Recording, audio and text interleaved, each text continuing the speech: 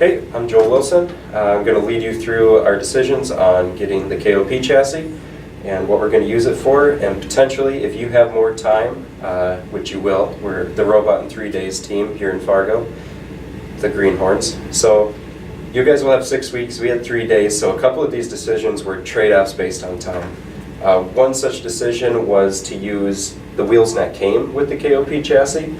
And these are just the standard high grip wheels that came with the assembly, belt driven by 4 motors in total through Tough Box Minis.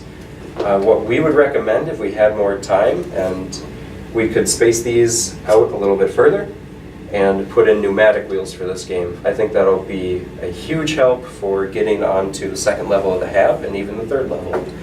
And now that I mentioned the Andy Mark KOP chassis, I have to give a huge shout out to Andy Mark for the sponsorship of this chassis. An incredibly generous donation has saved us a ton of time, and it's a versatile platform for putting all your manipulators on. Stay tuned for how we take advantage of this real estate with a lift, cargo intake, and a hatch panel mechanism. Hey everyone, I'm Jackson, and this is our hatch manipulator, now mounted on top of our cargo manipulator. This will all be mounted to our elevator system once we build the adapter pieces for that. As you can see, the hatch manipulator is now on a rack and pinion system driven by a motor.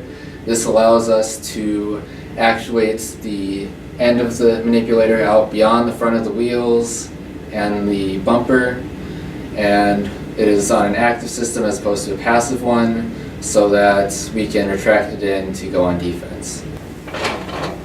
Okay, so we moved on from our wooden intake prototype to our metal design here. This isn't the full product yet. On the wooden one, you can see like some wooden dowels sticking out to hold the ball up, but on the final design, we'll have metal churros like you see on your drivetrain. So we'll demo it here. It still kind of works, but it'll have much more friction, I guess, when they have the dowels in there. So more compression between it. Yeah, exactly. They ran Climb! that one. Nice job. Oh, Keep We're going? stalled. no, bike's down. Oh, we're not on that.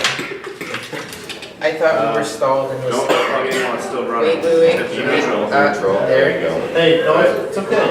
They might just get a little bit of a shot. You get more fun with it. What's that? Perfect.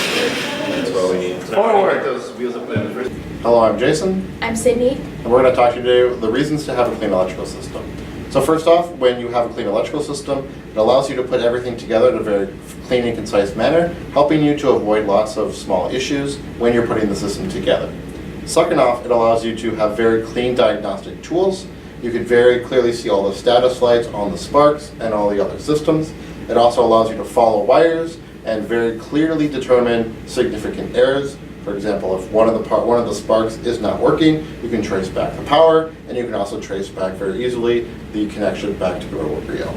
Also, when you go into inspection, it allows the inspectors to very clearly be able to tell what's going wrong, and very clearly be able to tell and pass you right away. There's a couple things we used to keep everything clean. We used hook and loop tape to mount all of our components. We also used zip ties to keep our cables and wires together so they're not a jumbled mess.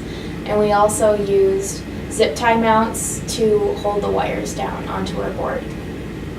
We also would like to thank the STEM Alliance for giving us lots of tools that we use to build these boards and our whole robot. They gave us a nice battery and also a D-Link router, and they also supplied a lot of the cabling you see on the robot. And we'd also like to thank Rev for these Spark Maxes.